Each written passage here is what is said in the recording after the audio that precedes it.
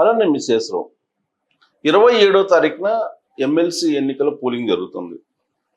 తెలంగాణలో, ఆంధ్రప్రదేశ్లో 2 రాష్ట్రాల్లో కూడా ఎన్నికలు జరుగుతున్నాయి. ఈ ఎన్నికల ఫలితాల మీద ప్రభుత్వాల పనితీరు అనేది ఒక చర్చకు వచ్చే అవకాశం ఉంది. ఎవరు అవును అనుకున్నా కాదనుకున్నా. కారణం ఏంటంటే 2 గ్రాడ్యుయేట్ నియోజకవర్గాలకు సంబంధించిన ఎలక్షన్ ఆంధ్రప్రదేశ్లో జరుగుతుంది. ఒక టీచర్ నియోజకవర్గానికి సంబంధించి జరుగుతుంది. ఇక తెలంగాణలో 2 టీచర్ నియోజకవర్గాలకి, ఒక గ్రాడ్యుయేట్ నియోజకవర్గానికి ఎన్నిక జరుగుతుంది. దీనికి సంబంధించి అధికారంలో ఉండేటువంటి పార్టీలు ప్రతిష్టాత్మకంగా తీసుకున్నాయి. ఎలాగైనా గెలిపించుకోవాలి అనేది కాంగ్రెస్ పార్టీ తెలంగాణలో ప్రయత్నం చేస్తుంది.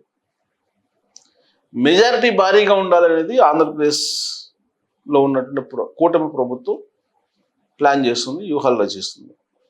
అందుకే తొలి ప్రాధాన్యత ఓటుతోటే ఎమ్మెల్సీ భారీ మెజారిటీ తోటి బయటపడాలి ఎమ్మెల్సీలో, అది కూడా గ్రాడ్యుయేట్ నియోజకవర్గాల్లో అనేది ఒక లక్ష్యం కూటమి ప్రభుత్వానికి.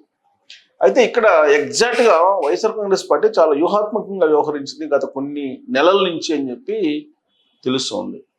దానికి కారణం ఏంటంటే ఎమ్మెల్సీ ఎన్నికల ఫలితాల తర్వాతనే 2023లో జరిగినటువంటి ఎన్నికలు, ఆ తర్వాత తెలుగుదేశం పార్టీ వ్యూహాత్మకంగా వ్యవహరించి ఉండొచ్చి 2024 ఎన్నికల్లో గెలుపు సాధించడం, అధికారంలో రావడం జరిగింది.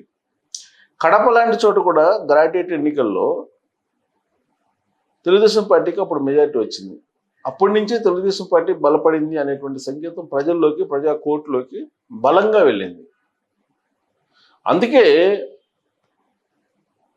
ఇప్పుడు ఈ ఎమ్మెల్సీ ఎన్నికలను కూడా వైఎస్ఆర్ కాంగ్రెస్ పార్టీ సీరియస్గానే తీసుకుంది, నాన్ సీరియస్గా కనిపిస్తున్నప్పటికీ కూడా.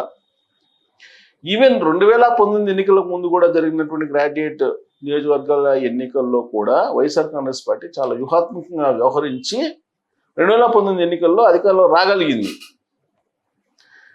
అందుకే ఇప్పుడు బరిలో లేకపోయినప్పటికీ వైఎస్ఆర్ కాంగ్రెస్ పార్టీ బరిలో ఉన్నటువంటి వామపక్ష పార్టీలకు సంబంధించిన అభ్యర్థులకు మద్దతు ఇచ్చి గెలిపించాలనేది లక్ష్యం. అట్లీస్ట్ మెజారిటీలను తగ్గించాలి అనేది అధికార పక్షానికి సంబంధించిన అభ్యర్థులవి. అందుకే చాలా వ్యూహాత్మకమైనటువంటి పావులు కదుపుతుంది. సరిగ్గా ఎన్నికల సమయంలో కరెక్ట్గా పోలింగ్కు ఒక 4 రోజుల ముందు తెలుగుదేశం పార్టీలో ఉన్నటువంటి జీవీ రెడ్డి గారు బాంబు పేల్చారు, ఆయన రాజీనామా చేశారు. ఈ రాజీనామా యొక్క ప్రభావం ఎలా ఉంటుంది గ్రాడ్యుయేట్స్ మీద అనేది ఒకటి. తెలుగుదేశం పార్టీ గ్రూపుల్లోనే జీవీ రెడ్డి గారికి విపరీతమైనటువంటి మద్దతు ఉంది.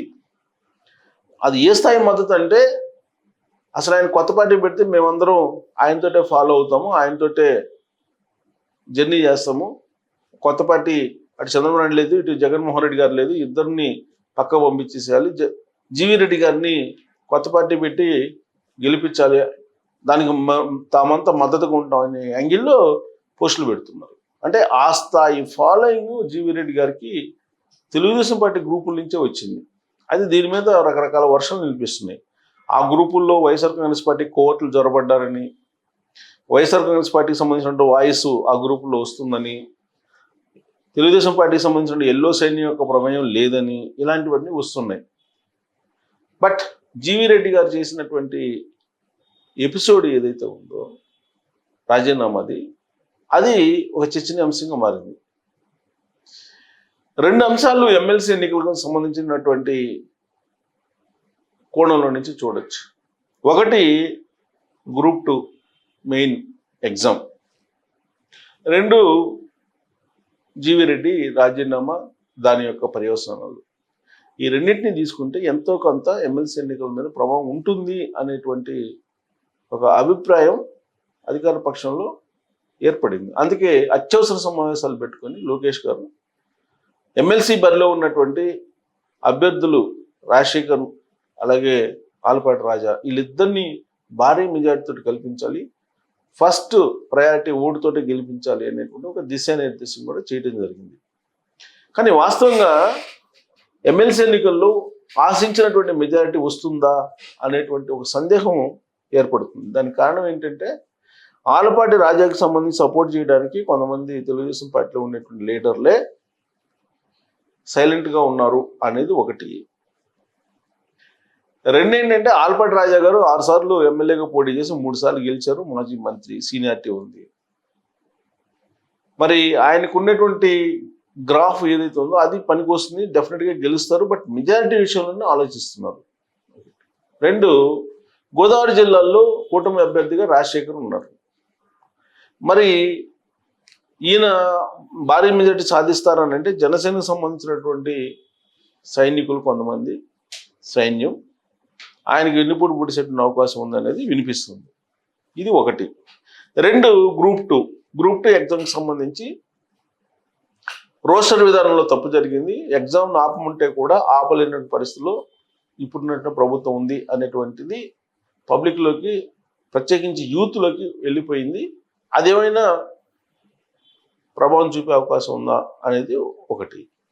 3, జీవీ రెడ్డి గారి ఎపిసోడ్. ఈ ఎపిసోడ్లో 3 వెనక వైఎస్ఆర్ కాంగ్రెస్ పార్టీ షాడోలు ఉన్నారు, వైఎస్ఆర్ కాంగ్రెస్ పార్టీకి సంబంధించినటువంటి వ్యూహాలు ఉన్నాయి అనేది వినిపిస్తుంది. నిజంగా అంత పెద్ద ఎత్తున కుట్ర పన్ని తెలుగుదేశం పార్టీ అభ్యర్థుల్ని ఓడించేటువంటి సాహసం వైఎస్ఆర్ కాంగ్రెస్ పార్టీ చేస్తుందానంటే ఇప్పుడు జరిగినటువంటి పరిణామాలను కనుక పరిశీలిస్తే వీళ్ళే కోర్టులుగా మారి వైఎస్ఆర్ కాంగ్రెస్ పార్టీ వాళ్ళు ఎల్లో సైన్యంగా అవతారం ఎత్తి మెజారిటీని తగ్గించేదానికి ప్రయత్నం చేస్తున్నారా అనేటువంటి అనుమానం కలుగుతుంది. ఎందుకంటే మెజారిటీకి ఆంధ్రప్రదేశ్కి వచ్చే పెట్టుబడులకి మధ్య సంబంధం ఉంది. భారీ మెజారిటీ తోటి ఎమ్మెల్సీ అభ్యర్థులను గెలిపిస్తే ఇప్పుడున్నటువంటి ప్రభుత్వం పటిష్టంగా ఉంది అనేటువంటి భావన వెళ్ళిపోతుంది పబ్లిక్లోకి. చంద్రబాబు నాయుడు గారి గుడ్ విల్కు తోడు భారీ మెజారిటీ తోటి గెలిపించి రాజకీయపరమైన అనిశ్చితి లేదు, చాలా బలమైనటువంటి కూటమి అధికారంలో ఉంది, ఇది కంటిన్యూ అవుతుంది అనేటువంటి సంకేతం పంపించగలిగితే పెట్టుబడులు విరివిగా వచ్చే అవకాశం ఉంది. అలా కాకుండా బొటాబొట్టి మెజారిటీతో కనుక బయటపడితే వీళ్ళు దాన్ని వైఎస్ఆర్ కాంగ్రెస్ పార్టీ అవకాశంగా తీసుకొని తాము వస్తాం, మళ్ళీ మీ అంతు చూస్తాం అని చెప్పి పెట్టుబడిదారులను బెదిరిస్తారు. ఆల్రెడీ స్టార్ట్ చేశారు వాళ్ళు ఎప్పుడో. దాని ప్రభావం పెట్టుబడుల మీద పడే అవకాశం ఉంది. అందుకే ఓటర్లు ఆలోచించి 1-2 సార్లు తాత్కాలికమైనటువంటి జీవీ రెడ్డి రాజీనామా వ్యవహారాన్ని, అలాగే గ్రూప్ 2 ఎగ్జామ్కు సంబంధించిన రోస్టర్ విధానాన్ని, లేదంటే వైఎస్ఆర్ కాంగ్రెస్ పార్టీ చేస్తున్నటువంటి కొంతమంది కోర్టులు చేస్తున్నటువంటి పనులను కనుక పరిగణలోకి తీసుకుంటే రాష్ట్రం నచ్చపోయేటువంటి అవకాశం ఉంది. అందుకే ఓటర్సు చాలా జాగ్రత్తగా ఆలోచించి ఓటు వేయాల్సినటువంటి సిచ్యువేషన్ ఇది. ఇక తెలంగాణలో కూడా ఇలాంటి పరిస్థితి ఉంది ఇంచుమించుగా. తెలంగాణలో కూడా ఒకటే గ్రాడ్యుయేట్ ఎలక్షన్, అది ఆదిలాబాదు, నిజామాబాదు, మేదక్ ఈ జిల్లాల్లో జరుగుతోంది. మరి అక్కడ గ్రాడ్యుయేట్స్ కనుక బీజేపీకి ఓటేసి కాంగ్రెస్ పార్టీకి ఓటేయకపోతే బీఆర్ఎస్ పార్టీ బలపడే అవకాశం ఉంది. బీఆర్ఎస్ పార్టీ సీన్లో లేదు వాస్తవంగా, కానీ మెజారిటీ తగ్గించేటువంటి ప్రయత్నం చేస్తూ బీజేపీకి సపోర్ట్ చేస్తుంది అనేది కాంగ్రెస్ పార్టీ చెప్తుంది. మరి కాంగ్రెస్ పార్టీ గెలవకపోతే ఇక్కడ కాంగ్రెస్ పార్టీ బలంగా లేదనే సంకేతం వెళ్తే కనుక ఖచ్చితంగా బీఆర్ఎస్ పార్టీ ఇప్పుడున్నటువంటి ప్రభుత్వానికి ఎన్నుపోటు పడిచే అవకాశం ఉంది. అప్పుడు రాజకీయ అనిశ్చితి ఏర్పడి రాష్ట్రం ఇటువైపు వెళ్తుందో తెలియనటువంటి సిచ్యువేషన్.